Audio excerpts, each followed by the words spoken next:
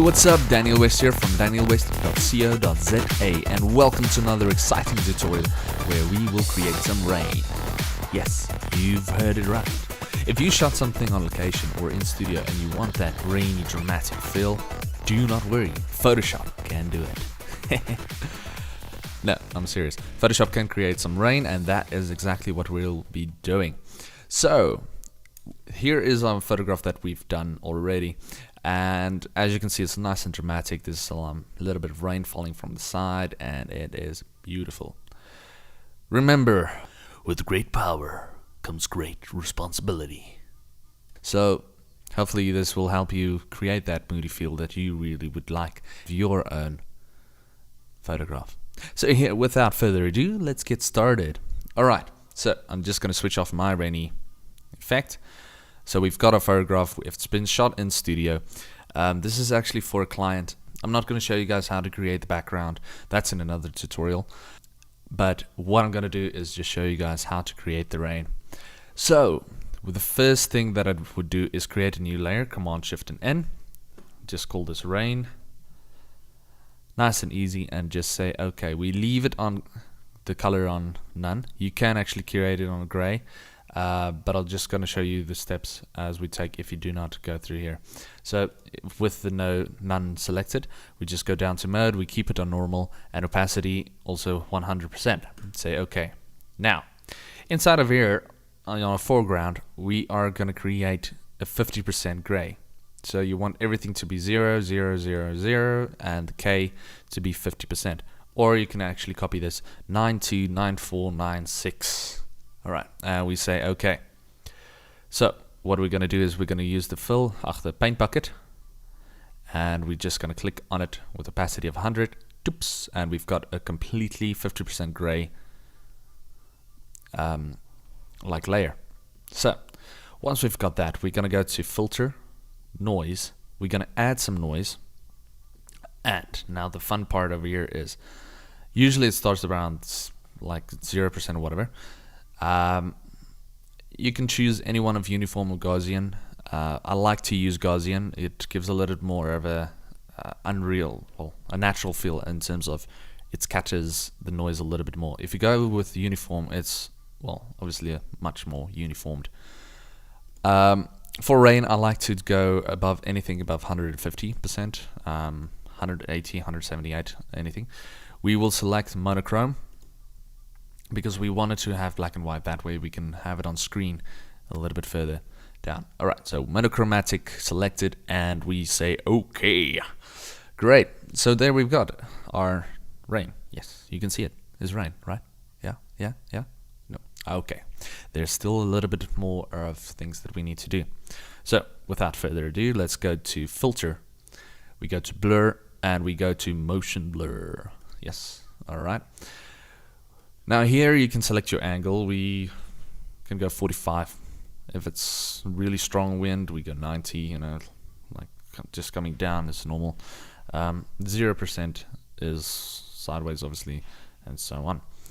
So what we want to do is we go to about anything 55, even give a nice angle. That way our rain is coming from the from the right to the left. Otherwise, if you want it to go left to right, you just go minus 45 or 54 or whatever you like to have your value. I like 72 actually. Alright, so let's just go to 65. We go down to 72. There we go. Alright, now the distance. 1 is not going to do anything really intense unless you go and zoom in. Then you can actually see it moved a pixel. But that is not what we want to do. We want to make it nice and long. There we go. So we go about 144. That would be fine. Say okay, and there we've got our rainy effect. So we're gonna put the mode with our layer selected. We're gonna put our mode to screen. Yes, it's starting to look like something. Still a long way to go. Alright, then in our adjustments layer, we're gonna go to curves. You can even go down over here and select curves. Oops. Great. Now with Alt selected, you go in between the two layers, and this little pop-up thingy will come up, and you just click it. That way we parent this that it only affects the layer. And that is exactly what we want. So now the trick is over here to make it a little bit more realistic is to click on it, create two points for you. Alright, and the bottom one you are actually going to take it down till you don't see much white anymore. The further you take it down, the less rain you're going to have. The more you take it up, the more rain you're going to have. So you got to play around with it.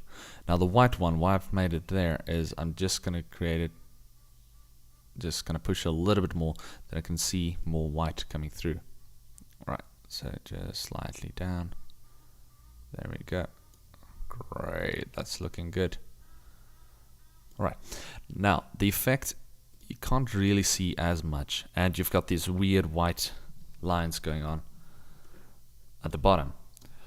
Not to worry, that is actually the blur that creates that. So how we get around it is you select your rain layer, Command T for transform, hold down Alt Shift and just drag it slightly up that it, that it gets out of the way. I like to make it nice and big so that the raindrops are nice and close. Double click to say OK, or you can even just checkbox it. And there we go. We've got our first layer of rain going nicely. Great. So just double clicking on the curves and then we can just slightly tweak that. Great. Now the next thing that I'm going to do is I'm going to select with holding down Shift, select both the rain and the curves, and I'm going to go Command and J to duplicate it. This way you can actually see it actually becomes more prominent.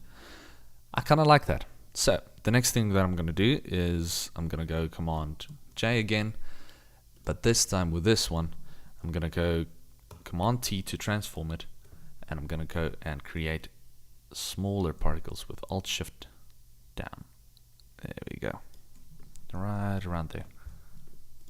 But now there is way too much noise going on, way too much like rainy effect that is happening over here. So what I'm going to do is I'm just going to take my curves and put it down slightly. More up, more white, more down. More, yeah. So I'm just going to play around with that slightly, and also with this one. It doesn't become so prominent. Great. That's looking good.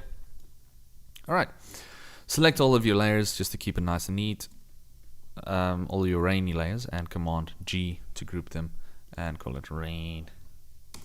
There we go. And that's it. So there you have it. That is our rainy effect that's happening. You can actually, if you want to go even more detail, you can create some splashes and stuffies like that using stock footage, or even just go painting in on another layer with your brush tool. I like to use this one. Any one of these would be nice. It's a little bit of a scatter. Make it nice and biggish. And just click, click, click, click. Dush, dush. It works nice with nicer with Wacom pen or any type of pen, but I like Wacom. I like Wacom, yes. Wacom pens are nice and it works very cool. Right, so just create that, slightly down with the opacity and create a new layer, slightly more out and a bigger splashy feeling, and just click away. Once again, remember, you gotta keep reality in check, like just keep an eye on what seems real, what doesn't seem real, okay? Like for instance, whatever is happening down there is not real. It doesn't feel real. So just go back and do. There we go.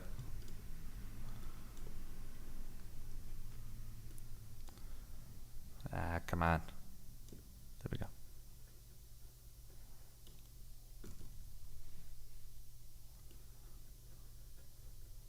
There we go. Opacity down and shot. So now you have those splashes going on Well, there you have it. The rainy effect using Photoshop and nothing but what the filters inside of Photoshop. Yes. If you like the video, please subscribe and I hope to see you guys next time. Bye.